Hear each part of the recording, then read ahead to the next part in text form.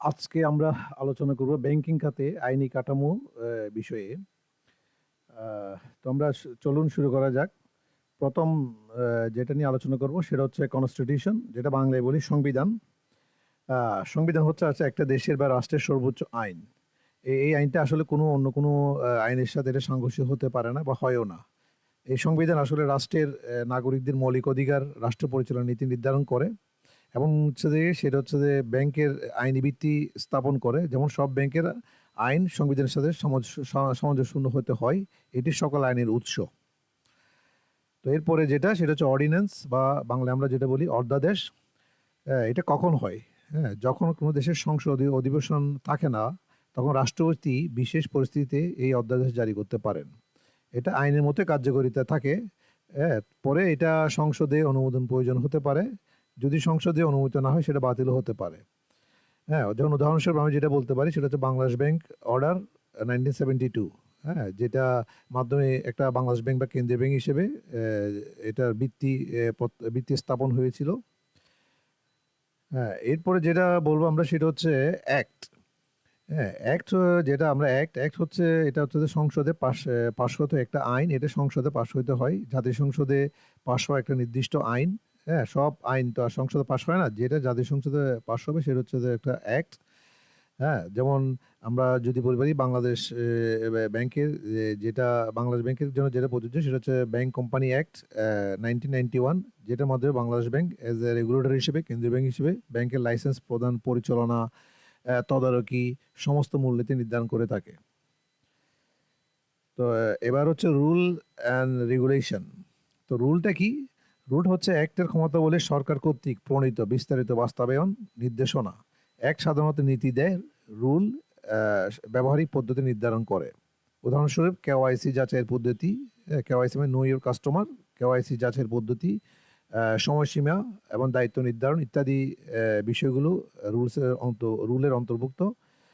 এবার সেটা হচ্ছে কি রেগুলেশন, যেটা বাংলার প্রবিধান, নিয়ন্ত্রক সংস্থা অথবা রেগুলেটরি বডি বাংলাদেশ ব্যাংক আইন দ্বারা প্রদত্ত ক্ষমতা বলে জারি করে প্রযুক্তিগত, আর্থিক বা পরিচালনাগত বিষয়ে বিস্তারিত নির্দেশনা প্রদান করে। উদাহরণস্বরূপ আমরা বলতে পারি যেটা হচ্ছে ব্যাংকিং সেক্টরের ক্ষেত্রে capital adequacy regulation, risk management regulation, foreign exchange regulation ইত্যাদি। হ্যাঁ, এবার হচ্ছে পলিসি। পলিসি যেটা বা বাংলায় বলে নীতিমালা।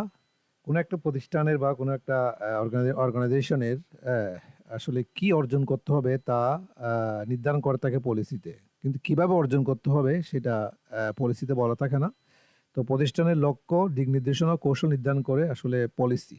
যেমন আমরা বলতে পারি ব্যাংকিং সেক্টর ক্ষেত্রে green banking policy, MLCFT policy, তো যেটা মানি লন্ডারিং এর ক্ষেত্রে অ্যান্টি মানি লন্ডারিং পলিসি। তো এরপর যেমন ইনফরমেশন সিকিউরিটি পলিসি। এবার যেটা আলোচনা করবো সেটা হচ্ছে গাইডলাইন বা নির্দেশিকা। হ্যাঁ, তো নীতি বা প্রবিধান বাস্তবায়নের ধাপে ধাপে নির্দেশনা প্রদান করে হচ্ছে গাইডলাইন। কর্মীদের বলে দেয়, হ্যাঁ, কোনো কিভাবে কাজটা করতে হবে সেটা কিন্তু বলে দেয়, সেটা গাইডলাইন্সের মধ্যে। যদি আমরা একটা এক্সাম্পল বলি যে ব্যাংকিং সেক্টরে আমরা সাইবার সিকিউরিটি নিশ্চিত করার জন্য আমাদেরকে হচ্ছে দেখি অথেন্টিকেশন আমাদের অ্যাপ্লাই করতে হবে, পাসওয়ার্ড প্রোটেক্টেড হইতে হবে। এটা আমাদের পলিসিতে বলা থাকে। কিন্তু আমাদের কীভাবে করব? যেমন মাল্টিফ্যাক্টর অথেন্টিকেশন দিয়ে আমরা করতে পারি, বায়োমেট্রিক সিস্টেমে আমরা এটা করতে পারি, পাসওয়ার্ড প্রোটেক্টেড করতে পারি বা সিকিউরিটি প্রদান করতে পারি। এটা বলা থাকে হচ্ছে গাইডলাইন্স। উদাহরণস্বরূপ যেমন আইসিটি সিকিউরিটি গাইডলাইন্স, তথ্য সুরক্ষা প্রযুক্তি নির্দেশনা যেটা বাংলায় আমরা বলি, environmental and social risk management guidelines যেটা বাংলায় বলি, পরিবেশ ও সামাজিক ঝুঁকি ব্যবস্থাপনা বিষয়ক গাইডলাইন্স। এগুলো আসলে ব্যাংকিং সেক্টর গুরুত্বপূর্ণ কিছু গাইডলাইন। এবার সেটা হচ্ছে অর্ডার, নোটিফিকেশন ও সার্কুলার বিষয়ে একটু আলোচনা করবো। অর্ডার কি? অর্ডার হচ্ছে যেটা বাংলায় আমরা বলি আদেশ, নির্দিষ্ট বিষয়ে ব্যক্তি প্রতিষ্ঠানের জন্য জারি করা বাধ্যতামূলক নির্দেশ, প্রশাসনিক বা বিচারিক সিদ্ধান্ত বাস্তবায়নের জন্য ব্যবহৃত হয়। উদাহরণস্বরূপ বলতে পারি ব্যাংকের নির্দিষ্ট কার্যক্রম বন্ধ বা বিশেষ ব্যবস্থা গ্রহণের নির্দেশ দেয়। হ্যাঁ, এটা একটা আদেশ, এটা কেন্দ্রীয় ব্যাংক দিতে পারে। এরপর হচ্ছে নোটিফিকেশন বা প্রজ্ঞাপন, সরকার বা কর্তৃপক্ষের আনুষ্ঠানিক ঘোষণা, সরকারি গেজেটে প্রকাশিত আইন কার্যকর হওয়ার তারিখ, নতুন বিধান, নতুন হার ঘোষণা করে এই প্রজ্ঞাপনের মাধ্যমে। উদাহরণস্বরূপ আমরা বলতে পারি নতুন ব্যাংক প্রতিষ্ঠার অনুমোদন, এটা একটা প্রজ্ঞাপনের মাধ্যমে হতে পারে, বা আর্থিক আইনের কার্যকারিতা শুরু ইত্যাদি বিষয়গুলো প্রজ্ঞাপনে থাকতে পারে। যেমন সার্কুলার, এবার আসছে সার্কুলার। সার্কুলার হচ্ছে নিয়ন্ত্রণ সংস্থা, যেমন বাংলাদেশ ব্যাংক হতে পারে, যে কোনো দেশের সেটা হচ্ছে যে নিয়ন্ত্রণ সংস্থা হতে পারে, কেন্দ্রীয় ব্যাংক হতে পারে, বাংলাদেশ ব্যাংক। নিয়ন্ত্রণ সংস্থা নির্দিষ্ট নির্দেশনা বা তথ্য সংশ্লিষ্ট প্রতিষ্ঠানে পাঠানো হয়। দ্রুত সাড়া দেওয়ার প্রয়োজনে এই সার্কুলার ব্যবহৃত হয়। যেমন বাংলাদেশ ব্যাংকে একটা ডিপার্টমেন্ট আছে, ব্যাংকের রেগুলেশন এন্ড পলিসি ডিপার্টমেন্ট, যেটা সরকার সংক্ষেপে আমরা বলি বিআরবিডি। তো বিআরবিডি বিভিন্ন সময়ে আবার হচ্ছে যে বিভিন্ন সার্কুলার জরুরি প্রয়োজনে জারি করে থাকে। হ্যাঁ, এগুলো হচ্ছে যে সার্কুলার।